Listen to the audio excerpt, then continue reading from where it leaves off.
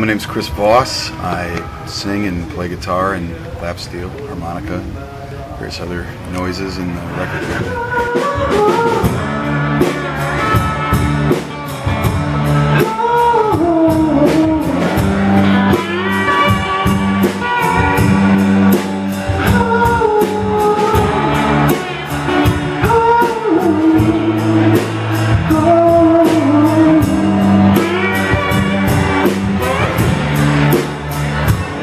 Got bloodshot and cheap love, and she cared about everything all wrong.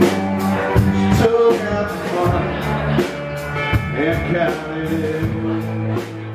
if God exists. It came together because I had moved here, and I was, as anybody who moves to LA tell you, it can be a bit of a, it's a beautiful place, but it can be really brutal on its welcome to you. You know, it really shows you its ass at least that was my experience, and a lot of people I've known, where it's like things will go wrong. You know, your car will break down, your apartment will be all fucked up. You know, just so I was having, you know, the normal problems that anybody has when they move to LA. You know, I moved here thinking to myself, why? I don't know anybody here. You know, I had like one or two friends that I'd made over the years here that definitely helped me out when I first got here, but I didn't have anybody to play with. So I ended out of desperation, like starting to put up Craigslist ads. I started finding like work doing pedal steel for other bands and doing some guitar lessons and whatnot.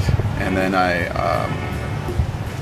put up a Craigslist ad, and I was off with a band on a little short run of dates.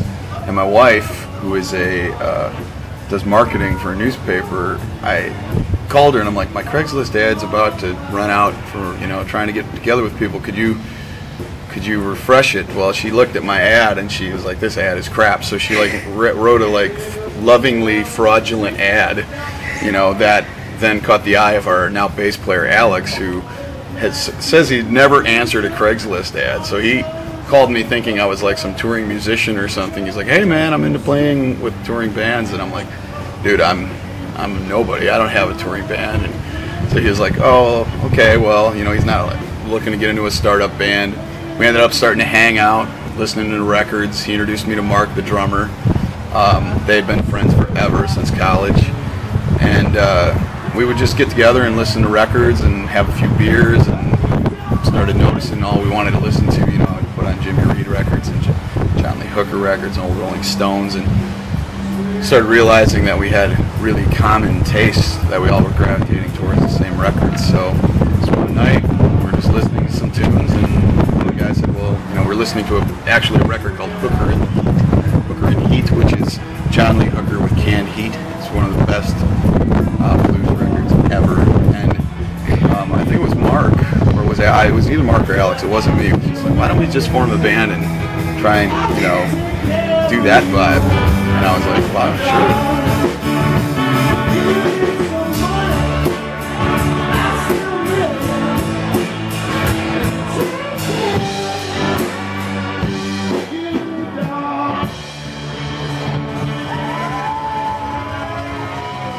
What you name your band, you know, is a really important thing as far as like how you're going to be presented.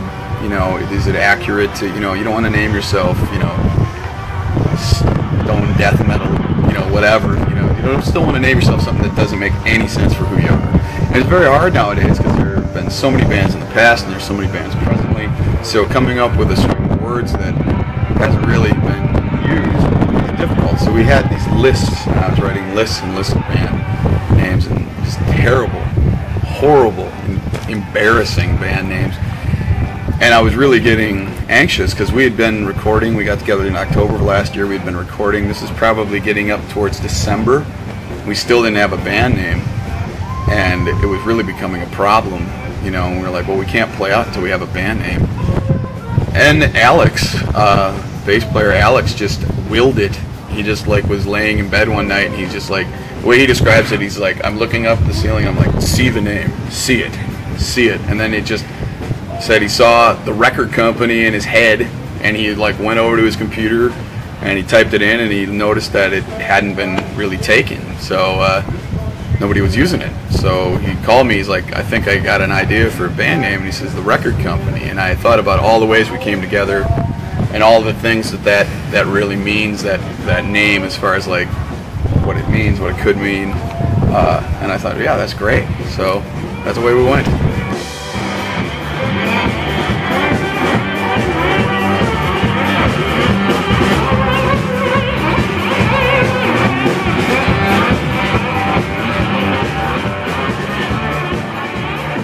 Life, it's, you know, we wanted to have some reason to play. You know, there's nothing worse than rolling 4 weeks of dates together and playing empty rooms and emptying your bank account and coming back home just broke, lonely, and scared. And you know, we don't need to go through that.